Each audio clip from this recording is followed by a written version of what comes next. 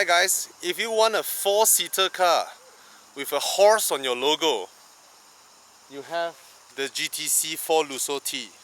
But if you cannot afford that, you can have another horse on your logo. You have the Macan. And if you do not know, this horse on a Porsche is female. Really? Yes. How do you know? How do you tell? I know, but I forgot how I know. I couldn't tell now, but I know. So the Ferrari one is male? Yes. That's a stallion. I don't know what is this called. A male horse is called a stallion, right? Yeah. And what about a female one? Horse law? Okay.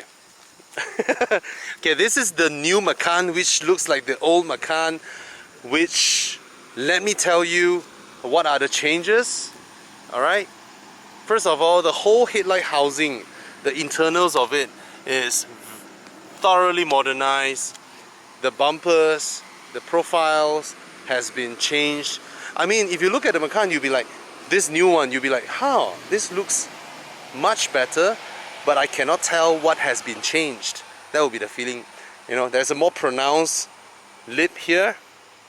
You get the 4 dotted LEDs, the 4 lights that has become the signature of Porsches.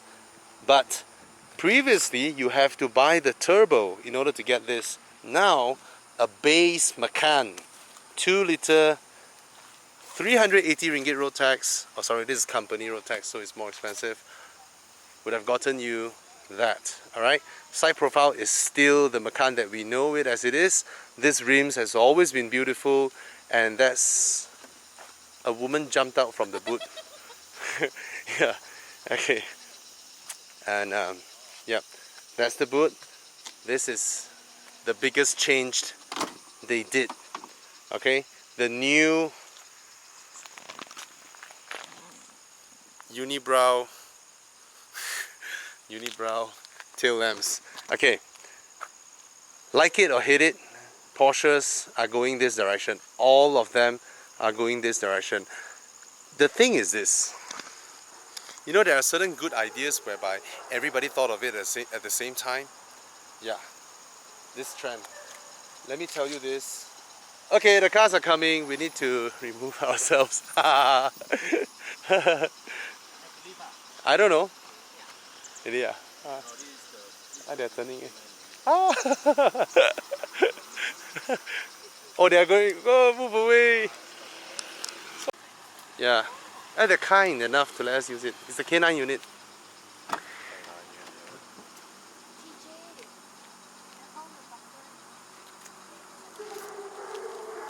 You stop Bobby mid-speech. It's okay. So whether the lights are one stripe or unibrow, it still opens up like that. Okay, this trend, I was just talking about this. The trend of having one line tail lights, right, is that kind of good idea that everybody thought about it at the same time. So suddenly you have BMW doing it, you have Audi doing it, you have Porsche doing it, God knows. And the funny thing is this, remember the Kia Sportage that everybody said copied the Macan? The Sportage already had this design cue at the back, and it's like, Porsche is like, our revenge. You copy my design, I'll copy you back. It may look like that, but no. So this new design, they have that 3D tail lamps, which happens to be another trend that everybody thought about it at the same time, which Audi is doing it and BMW is doing it as well. So Porsche is now putting the badge over here, the words. Why? Because at night, when this strip comes on, sort of like it will show, it will emanate down on the words. So maybe that's a nice thing. So this is the base Macan, even though it has a turbo engine, but it doesn't have the turbo wording, because turbo speak, in Porsche speak, turbo means top of the range. That's why their electric car, the Taycan, has a turbo word as well, which is just oddball. It's just weird. Anyway, the Macan has always been a sharp handling, small SUV, luxurious SUV that people love. All around the world, everybody's snapping it up. And interiors, this is 500k. That is a lot more expensive, but in terms of the fit and finish, come on, no one can argue Porsche's fit and finish.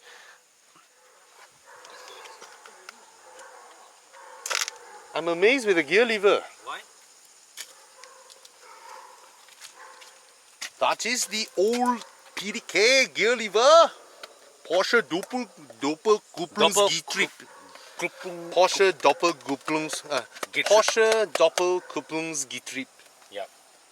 Yeah. Oh, you speak German. Doppel. I think it's Doppel. Getrieb. Doppel. Yeah. Doppel. Get Doppel. tribe. Getrieb. Getrieb.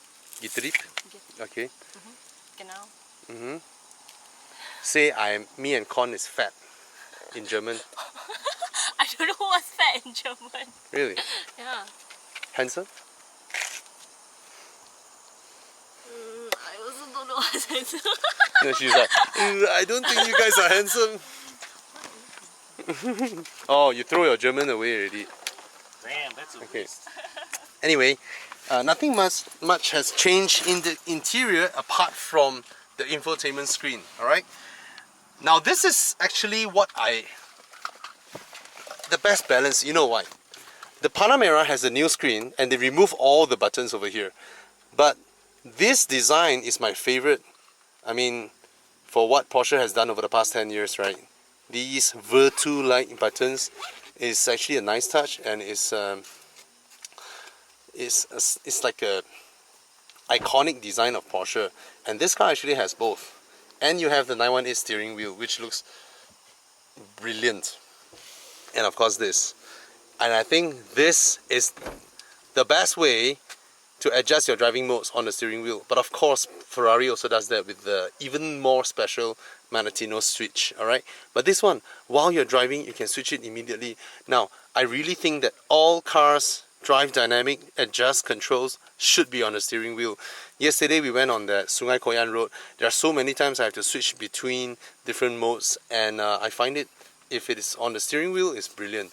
And Porsche puts the pedal shifters on the steering wheel. Ferrari puts them on the column. Right? There are two camps to the argument, but I think the camp who puts it on the column is wrong. Alright, so yeah, nothing much has changed exterior. Power is up, 252 horsepower, 370 Newton meters of torque. Not a very fast Porsche, not a very fast car to have the Porsche badge, but definitely a very efficient car to have the Porsche badge.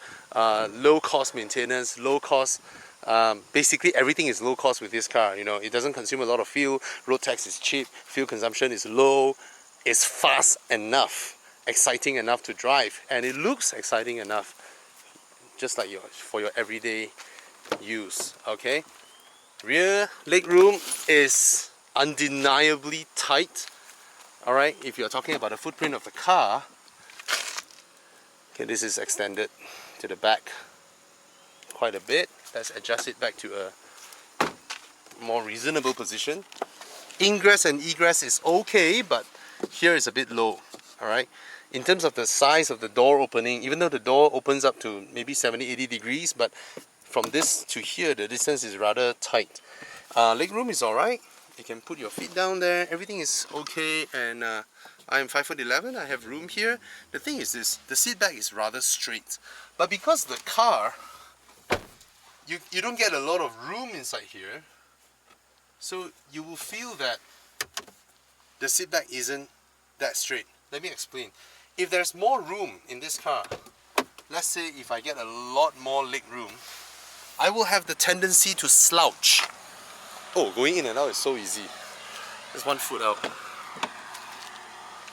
Let me simulate a car with a lot more leg room, and you will understand what I'm saying here. Let's say I have a lot more leg room in this car.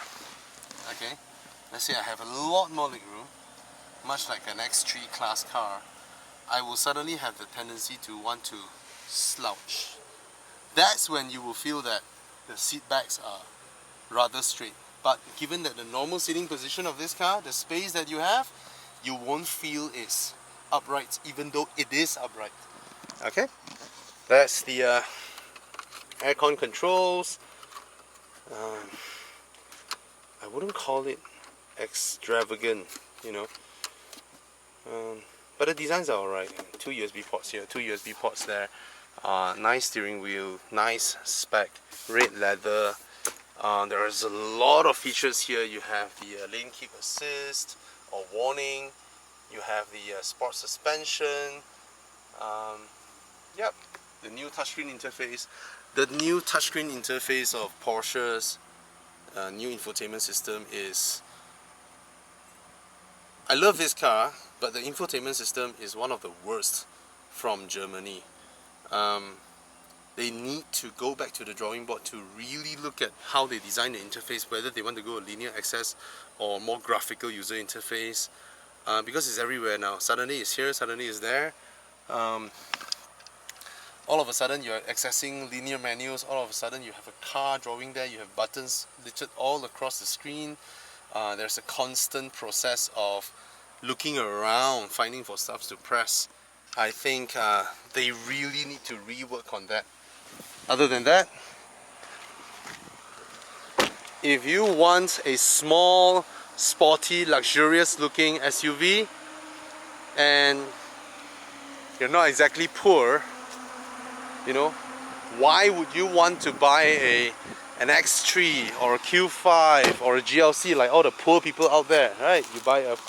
You buy a Macan because that's where you roll.